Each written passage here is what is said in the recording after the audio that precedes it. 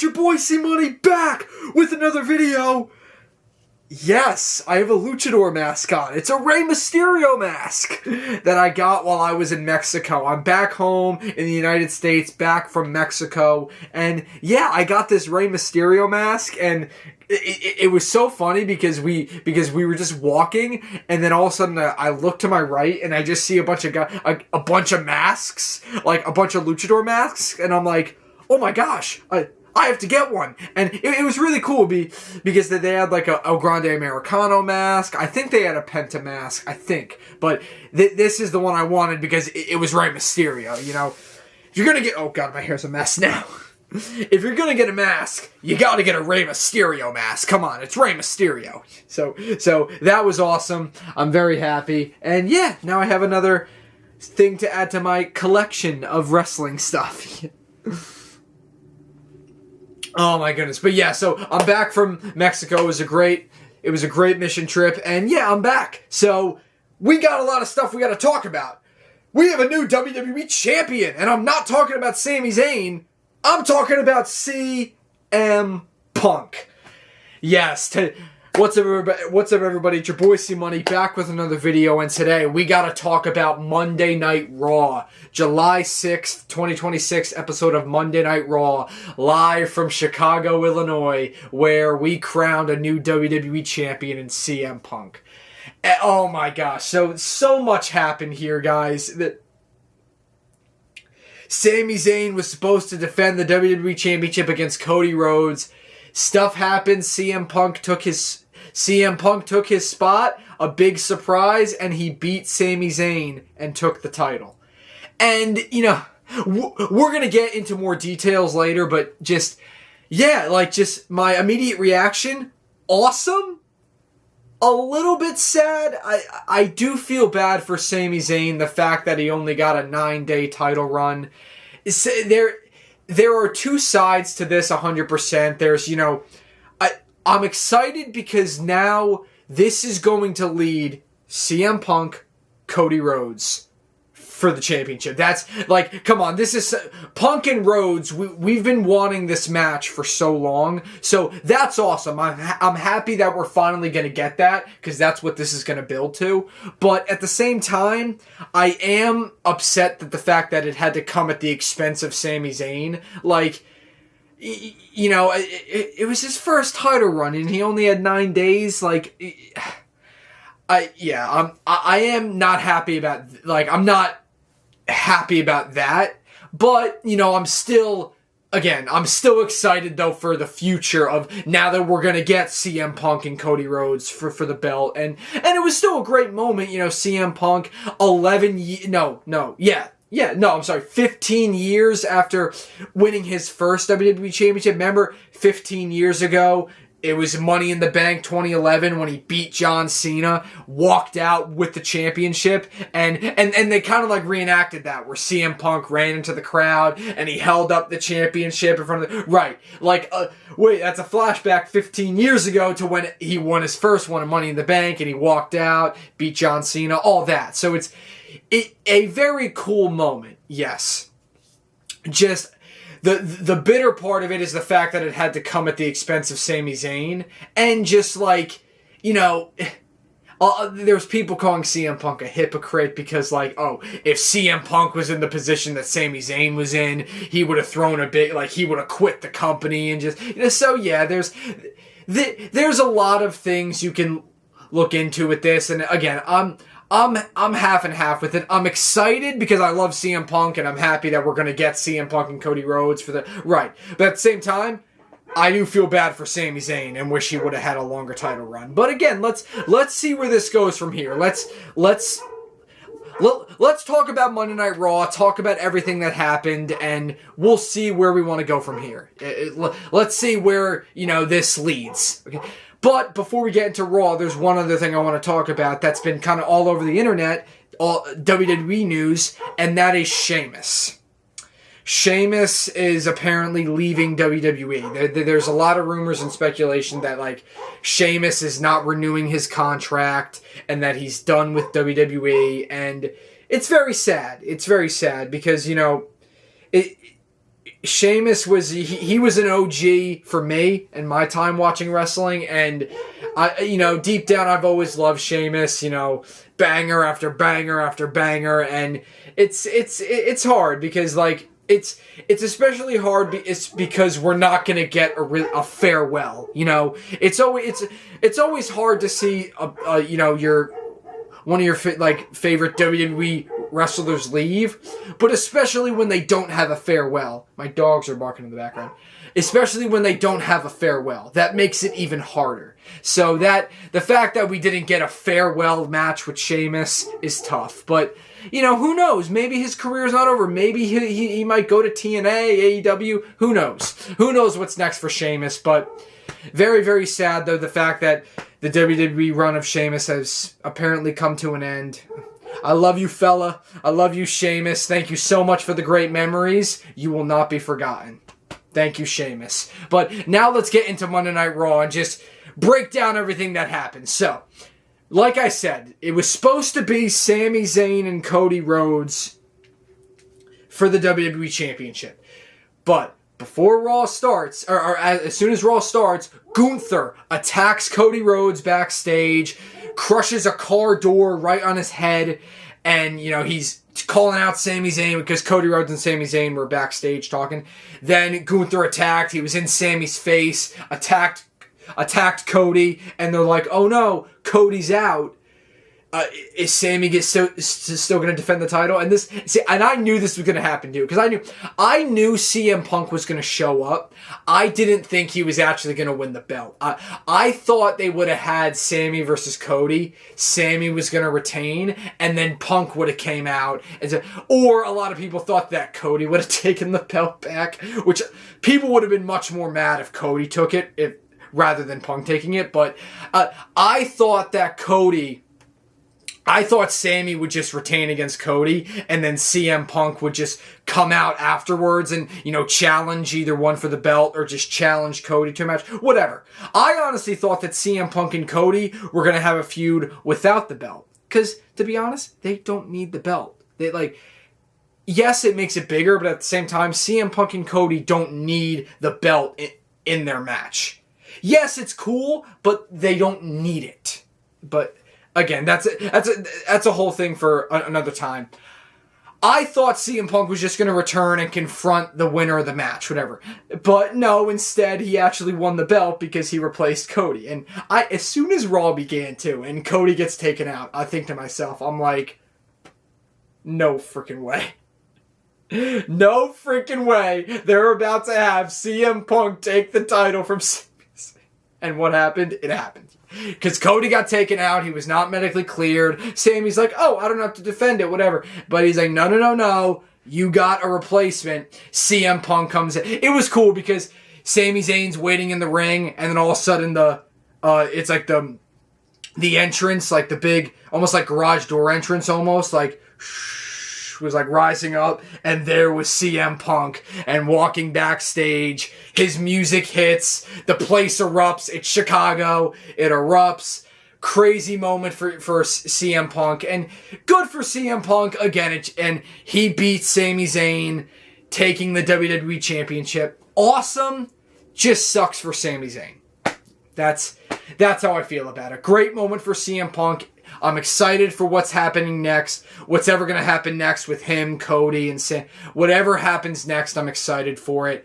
I just feel bad for Sami. That's how I feel. Feel bad for Sami, but still a very exciting moment for Punk. And I'm excited to see where this leads in the future.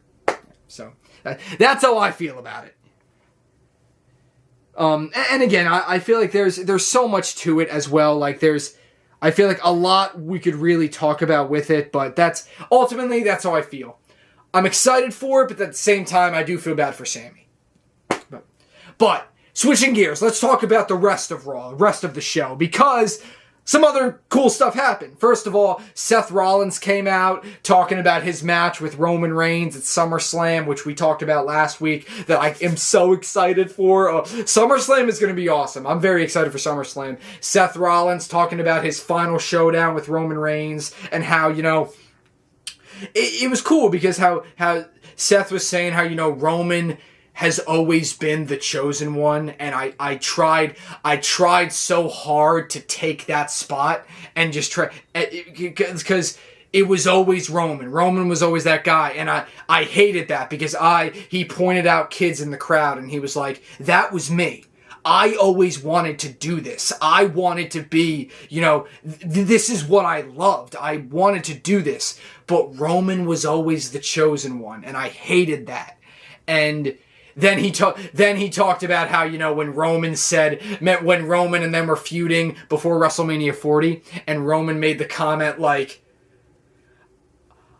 I work less than you, but I make 10 times more than you, and all that. Right, because that's when Roman was the heel tribal chief, and he was a part-timer, all that. And Seth is like, right then, that's when I realized, like Roman is full of crap, and because for me, it was never about the money. It was always just about the wrestling. Like this was my paycheck. It was never about the money.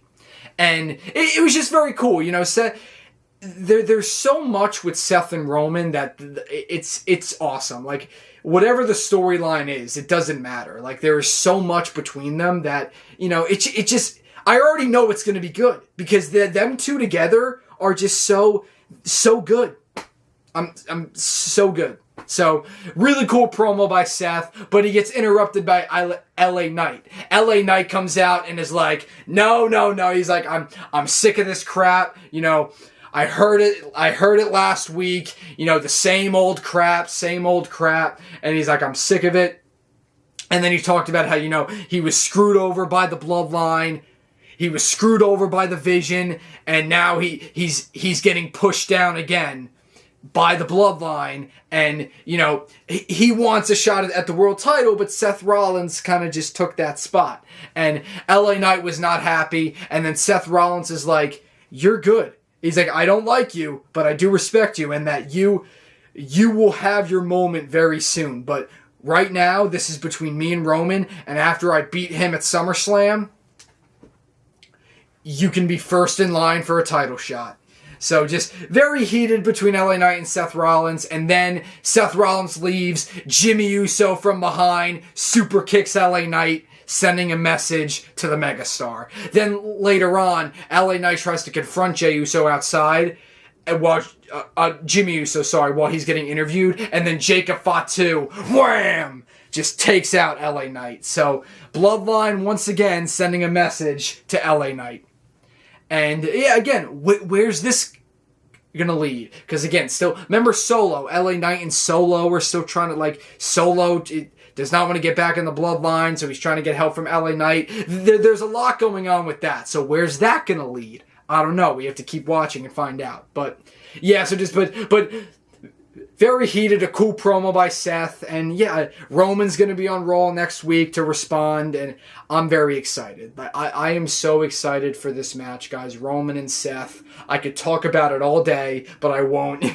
But I'm very excited. So that was very cool. Another match I'm very excited for is, of course, Hell in a Cell that we talked about last week. Obafemi, Brock Lesnar. This, oh my gosh, guys, this is really going to be a show. It really is. Paul Heyman comes out and talks about, how, Hell in a Cell is the Brocktagon, and how, Hell in a Cell is a different game. Brock Lesnar is undefeated in Hell in a Cell. Not once, but twice, he beat The Undertaker. And, he's talking about that, talking about the match, whatever. Obafemi comes out, interrupts him. Them and Oba have a face-off, and Paul Heyman's like, hey, you beat Brock. You prove that Brock could be beatable. You prove that Brock is beatable at WrestleMania. But Brock proved that you're beatable at Clash in Italy. So now it all comes down to this. SummerSlam. One man is going to walk out. One man is not. And just, just crazy, this whole thing. And then Obafemi, he ends off the whole exchange with, I'll see your client in hell. And oh gosh. Brock Lesnar is going to be on Raw next week as well. So he's going to respond to that. But, oh gosh. Just, again, thinking about it is just, Like, this is going to be insane. Like, just thinking about this culmination of this rivalry and how it's going to end in Hell in a Cell, it's crazy. It's genuinely crazy. But I'm very, very excited. I cannot wait. Now let's talk about, we have new tag team champions, The Vision. The Street Profits won the tag titles from The Vision and now lose the titles back to The Vision. Because Maxine Dupree screws them over. Maxine Dupree helps The Vision win the tag titles back and then kisses Austin Theory. Jumps into Austin Theory's arms and kisses him. Huh? Now, they've been teasing this for weeks. Maxine joining The Vision. We've seen Austin Theory talking with Maxine for weeks, months even, it feels like. Like, Maxine, they've been teasing it for a while.